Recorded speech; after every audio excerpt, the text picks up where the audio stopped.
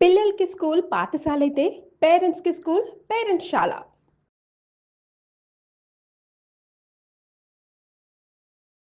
శ్రావణ మాసం వచ్చేసింది కదా! మరి శ్రావణ సోమవారాల గురించి మనం తెలుసుకున్నాం. ఈరోజు శ్రావణ మంగళవారాలు మేమంతా గౌరీ వ్రతం ఎలా చేయాలో తెలుసుకుందాం. శ్రావణ మంగళవారం చాలా ప్రధానంగా ఉంటుందమ్మా. హ్మ్. కొత్తగా పెళ్ళైనటువంటి ఆడపిల్లలు తప్పనిసరిగా మంగళవారం నోములు నోచుకుంటూ ఉండడం చాలా కాలంగా అలవాటుగా ఉన్న పద్ధతి. అయితే మంగళవారం మనం ఏదైనా స్టార్ట్ చేయాలంటే ఆలోచిస్తూ ఉంటాం. మరి కొత్తగా పెళ్ళైన వాళ్ళు గౌరీ వ్రతం అది స్టార్ట్ చేయొచ్చా? మంగళవారంతో సమస్య ఏమీ లేదమ్మా. మంగళవారం నాడు ఏది చేసినా మళ్ళీ మళ్ళీ చేస్తాం. హ్మ్. అందుకని మంగళవారం మారు కోరుతుంది అని చెడ్డ పనులు చేయకుండా ఉంటాం. మంచి పనులు చేస్తే మళ్ళీ మళ్ళీ చేస్తాం. తప్పేమిటి? అంతేగా? అదే కదా! ఏదైనా చూసే దృక్పథమే కదమ్మా! అంతే కదా! హ్మ్. చూసే దృక్పథం కాదు. అసలు ఒకటి సత్యం ఉంటుంది. దాన్ని సరిగ్గా అర్థం చేసుకోలేం మనం. హ్మ్.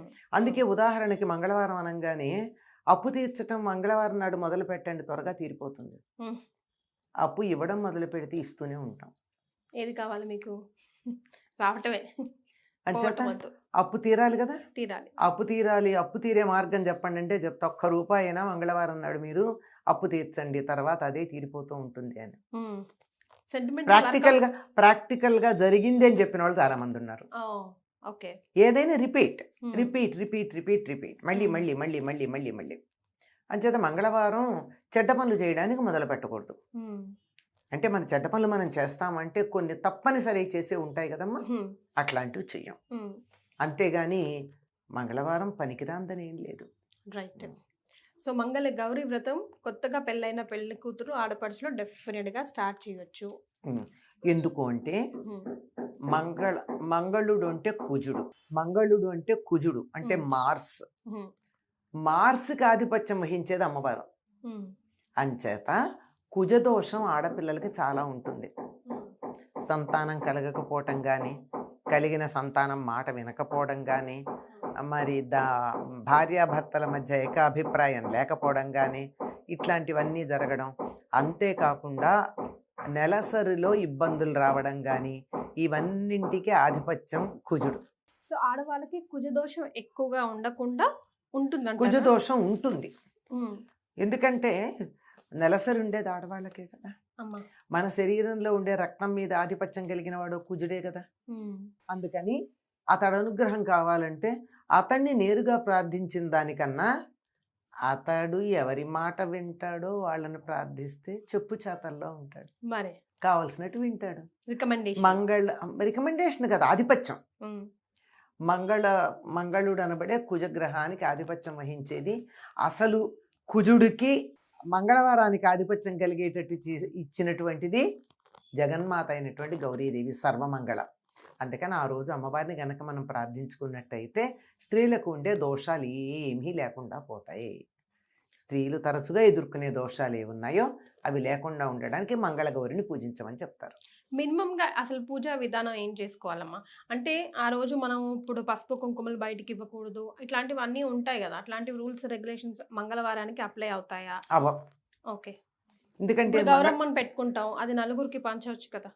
గౌరమ్మని ఎందుకు పంచుతారమ్మా? గౌరమ్మని తీయరు కదా. ఆ రోజు తీయకూడదా? తీయకూడదు కదా. ఆ రోజు ఎందుకు తీస్తారు? తీయరు. మర్నాడు అలాగే ఉంచుతారు. ఇంకా కొంతమంది అయితే 4 వారాలు అదే గౌరీదేవిని ఉంచుకుంటారు, పసుపుతో చేసింది. తర్వాత కూడా గౌరీదేవిని ఎవరికి పంచరమ్మా. తీసిన తర్వాత కూడా ఆ ముత్తైదులైన వాళ్ళు ముఖానికి పసుపుగా తమ ఇంట్లో తాము రాచుకోవడమో, లేకపోతే తులసిలోనో ఎక్కడో ఎవరు తక్కువ చోట పెట్టడమో చేస్తారు తప్ప అది తీసి అందులో గౌరీదేవినే తలో కాస్త అందరికీ పంచే పద్ధతి ఎక్కడా నేర్చుకోళ్ళ. ఓకే. కనుక మీ ఇంట్లో ఎన్ని విగ్రహాలు ఉండని, ఎన్ని ఛాయాచిత్రాలు ఉండని, ఎన్నన్నా బొమ్మలు ఉండని, ఏదన్నా కానీ పూజ చేసేటప్పుడు మాత్రం పసుపు గౌరీదేవే ప్రధానం. ఓకే. పసుపుతో గౌరీదేవిని, పక్కన వినాయకుడిని చేసి ముందర నిర్విఘ్నంగా పరిసమాప్తి కావాలని వినాయకుడిని పూజించి ఆ తర్వాత గౌరీదేవిని పూజిస్తాం. నిత్యం చేసే పూజ కాక ఆ పూజ అయిపోవాలి. అది ఇది కలపకూడదు. వ్రతాలు అవన్నీ కూడా మన నిత్య పూజ అయిన తర్వాత చేసుకునేవి. అంటే పూర్వకాలం మగవాళ్ళు చేసేవారు అనుకో నిత్య పూజ, అందువల్ల వాళ్ళు పూజ చేశాక ఇది చేసుకునేవాళ్ళం. ఇప్పుడు అది కూడా ఆడవాళ్లే చేస్తున్నారు కనుక అది కూడా పూజ అయ్యాకే ఇది ఆ పూజ అయిన తర్వాత ఇది చేసుకుంటూ ఈ పూజలో ఈ గౌరీదేవిని వినాయకుడిని పెట్టుకుని పూజ చేసుకుని పూజ అంతా అయిన తర్వాత పూజలో అంతర్భాగంగా తోర పూజ చేస్తారు. దీనికి ప్రత్యేకం. ఏం చేయాలంటారమ్మా? అంటే 5 పోగుల దారం తీసుకుని 5 ముళ్ళు వేసి ఒక 3 పెట్టుకుంటారు. ఒకటి అమ్మవారికి, ఒకటి ముత్తైదువకి, ఒకటి తాను కట్టుకునేటందుకు, ఈ 3. అయితే కొంతమందికి ఏంటంటే ఏడాదికి పెరుగుతాయి. మొదటి ఏడాది 5 ఉంటే, రెండో ఏడాది 10, మూడో ఏడాది 15 అట్లా పోగులు, ముడులు, ముత్తైదులు కూడా. అలాగే జ్యోతుల్లో వెలిగించాలా దీపం కూడా? దీపం మామూలు దీపం కాకుండా కథ చెప్పుకునేటప్పుడు జ్యోతుల్లో దీపం వెలిగిస్తారు. జ్యోతులంటే బియ్య పిండితో అదే చలిమిడిలాగా చేసి దాంతోనే ప్రమిదలు చేసి అందులో ఆవునేతి ఒత్తులు పెట్టి దీపం వెలిగిస్తారు. వెలిగించి కథ చెప్పుకుంటూ దానికి ఒక ఇనప అట్లకాడ కానీ కత్తి కానీ తీసుకుని దానికి కొద్దిగా ఆవు నెయ్యి రాచి దాన్ని పెట్టి దానికి కూడా ఒక తోరం కడతారు. కట్టి కథ చెప్పుకుంటున్నంతసేపు ఈ దీపాల మీద ఈ వెలిగించిన జ్యోతులు ఉన్నాయే, ఈ జ్యోతుల మీద దాన్ని పెడతారు. కాటుక తయారవుతుంది. కొంచెం ఆవు నెయ్యి రాచి ఇంత ఒక చుక్క ఇలా అంతే అంటనట్టు పెట్టి ఆ దీపాల మీద ఈ కత్తిని పెట్టి లేక అట్లకాడని పెట్టి దానికి కూడా తోరం కడతారు. కట్టి దాన్ని అక్కడ పెట్టి కథ చదువుతారు. కథ చదివే వరకు దాని మీద అట్లా పెడితే కాటుక తయారవుతుంది. ఆ కాటుక కళ్ళకు పెట్టుకుంటారు. అది వచ్చిన ముత్తైదులకు కూడా ఇస్తారు. ఎవరైతే కాటుక కళ్ళకు పెట్టుకుంటారో వాళ్ళకి కంటికి సంబంధించిన దోషాలు లేకపోవడమే కాదు, వాళ్ళ వంశంలో ఎవ్వరికీ కూడా అంధత్వం ఉండదు. ఇది ఆ కథలో మనకు కనపడుతుంది అనమాట. చెప్పేటటువంటి కథలో మంగళగౌరి కథ అని దొరుకుతుంది. మంగళగౌరి వ్రతానికి సంబంధించిన కథ దొరుకుతుంది, అందులో కనపడుతుంది. అయిన తర్వాత అమ్మవారికి తాంబూలం ఇస్తారు. ఒక ముత్తైదువని సాక్షాత్తు గౌరీదేవిలాగా కూర్చోబెట్టి ఆవిడికి అన్ని రకాల ఉపచారాలు చేసి భోజనం పెట్టి ముత్తైదుకి ఇష్టం ఉంటే చీరలు పెడతారు, లేనట్టయితే తాంబూలం ఇచ్చి పంపిస్తారు. భోజనం మాత్రం పెడతారు. పూర్వకాలం అయితే తమ ఇంటికి వచ్చి తమ ఇంట్లోనే వాళ్ళు తలంటి పోసుకునేటట్టు, ఇక్కడే తలంటి పోసుకుని ఇక్కడే వాళ్ళు ఉండి వాళ్ళకి వీళ్ళు కాళ్ళు కడిగి ఆ ముత్తైదుకి స్వయంగా కాళ్ళు కడగాలి. అమ్మవారి కాళ్ళు కడగలేం. అంటే ఇప్పుడు మనం షోడశోపచారాల్లో అమ్మవారికి చేసేవన్నీ ముత్తైదుకి చేస్తారు. ఆవిడికి చేయలేంగా వీడికి చేస్తారు. ఆవిడికి పెడితే మరి పండు తిందో లేదో మనకి తెలియదు, ఈవిడైతే తింటుంది. అలా చేసి ఆవిడ చివరికి వాయనం ఇస్తేనమ్మా వాయనం అని తెలుగులో చెప్పిస్తారు. ఆవిడ పుచ్చుకుంటున్నట్టు ఎవరు మీరు అంటే నేనే సాక్షాత్తు మంగళగౌరీదేవిని అని అంటారు. ఎంత గొప్ప విశేషం అమ్మా. కోరితి వరం అంటే ఇస్తిని వరం అంటుంది.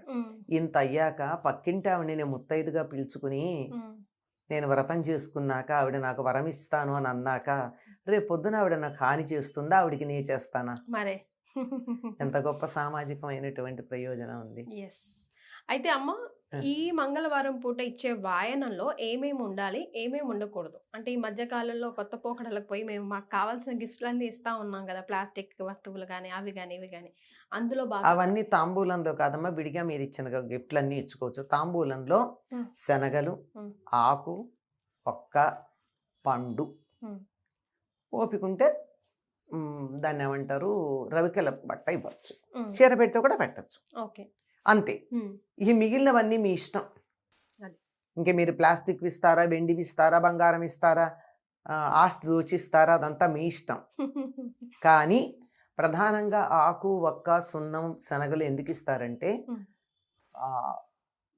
శనగలేమో గురువుకి సంబంధించినవి, ఒక్క ఏమో కుజుడికి సంబంధించింది, సున్నమేమో చంద్రుడికి సంబంధించింది, ఆకులేమో సూర్యుడికి సంబంధించినవి. ఇవన్నీ దోషాలు పోతాయి తాంబూలంగా ఇంకోళ్ళకి ఇచ్చుకుంటే అని అవి ఇస్తారు.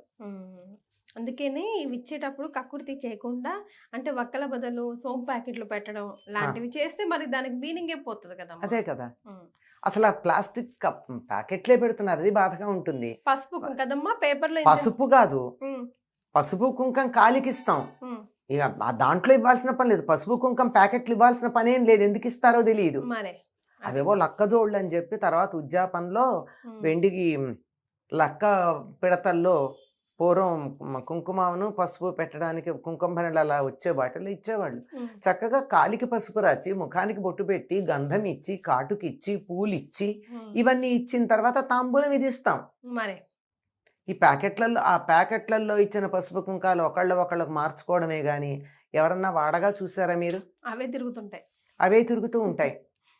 అనవసరం. గాజులు ఇవ్వచ్చా వాయనంలో మంగళవారం రోజు? ఇవ్వచ్చు, చేతికి వేసుకోవడానికే ఇవ్వచ్చు, లేదంటే వాయనం కూడా ఇవ్వండి. ముత్తైదుకు సంబంధించినవి ఏవైనా ఇవ్వచ్చమ్మా. ఓకే, అది రైట్. అంతేగాని వేరేవన్నీ అది మీ ఓపాన శక్తి. ఆ సంబంధం లేదు, దీనికి సంబంధం లేదు. నా గొప్ప చూపించుకోవడానికి నేను ఏదైనా ఇచ్చుకోవచ్చు. ఇప్పుడు నేను లాస్ట్ లో అడగబోయే ప్రశ్న మీకు కొంచెం కోపం తెప్పిస్తుంది కానీ నేను అడిగేస్తాను. మంగళవారం మంగళగౌరి వ్రతం రోజు ఏ నైవేద్యం పెట్టాలి అమ్మవారికి? అదే మా ప్రేక్షకులకు వచ్చే డౌట్. అమ్మ మామూలుగా అమ్మవారికి ఎప్పుడు కూడానమ్మా పరమాన్నం పులిహార చాలా ఇష్టం. ఈ మంగళవారం నాడు ఇంకా కొంతమంది ఇవి చేస్తారు, పూర్ణం బూరెలు చేస్తారు. అది ఇంకా తర్వాత అన్ని రకాల వంట, పప్పు, కూర, పులుసు, పచ్చడి, పెరుగు, నెయ్యి, అన్ని రకాల పదార్థాలు ఉండి పరమాన్నం దేనికైనా మనకి శ్రేష్టం. పరమాన్నం అన్నాం క్షీరాన్నాన్ని. పాలతో చేసేదాన్ని పరమాన్నం అని ఎందుకన్నాం అంటే అన్నిట్లోకి శ్రేష్టం అని. పాలతో ఉడికించిన పరమాన్నం, ఆ తర్వాత పులిహార, చిత్రాన్నం కూడా అమ్మవారికి ఇష్టం. మనకి అన్ని చెప్తారు కదా అన్ని రకాల అన్నాలు, వాటిల్లో ఏవైనా పెట్టచ్చమ్మా. చాలా సంతోషం అమ్మా, ధన్యవాదాలు.